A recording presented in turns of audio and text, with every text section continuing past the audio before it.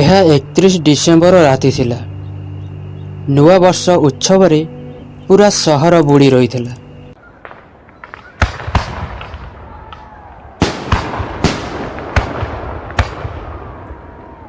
ଆର୍ଯ୍ୟନ ଏବଂ ତାଙ୍କ ସାଙ୍ଗମାନେ ଏକ ନିର୍ଜନ ପାହାଡ଼ିଆ ଅଞ୍ଚଳରେ ଭୋଜି କରିବାକୁ ଯୋଜନା କରିଥିଲେ। ଅନ୍ଧକାର ଘଞ୍ଚ ଜଙ୍ଗଲ ଥିଲା। ସମସ୍ତେ ଥଟ୍ଟା ମଜା କରୁଥିଲେ। ରାତି ପ୍ରାୟ 11:45 ଥିଲା। ସମସ୍ତେ ହସୁଥିଲେ ଏବଂ ଥଟ୍ଟା କରୁଥିଲେ। ତାପରେ ହଠାତ୍ ଜଙ୍ଗଲରୁ ଗୋଟିଏ ଝିଅର ଚିତ୍କାର ଶୁଣାଗଲା।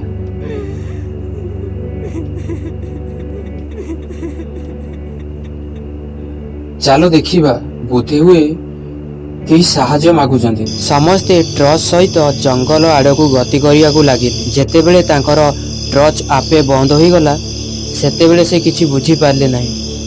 ଅନ୍ଧାରରେ କାହାର ଚାଲିବା ଶବ୍ଦ ଶୁଣାଗଲା। ରାତି ପ୍ରାୟ 12ଟା ସମୟରେ ନୂଆ ବର୍ଷକୁ ସ୍ୱାଗତ କରିବା ପରିବର୍ତ୍ତେ 4 ଜଣ ଦେଖିଲେ ଯେ ଧଳା ପୋଷାକରେ ଗୋଡ଼ା ଯାଇଥିବା ଗୋଟିଏ ଝିଅ ସେମାନଙ୍କ ସାମ୍ନାରେ ଛିଡ଼ା ହୋଇଛି। ତାଙ୍କ ଚେହେରା ଅଭିବ୍ୟକ୍ତହୀନ ଥିଲା। ତାଙ୍କ ଆଖି ଖାଲି ଏବଂ ଭୟଭୀତ ଥିଲା।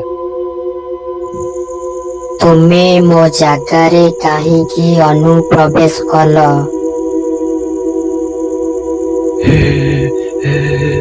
କିଏ ତମେ? ଝିଅଟି ଉତ୍ତର ଦେଲା ନାହିଁ।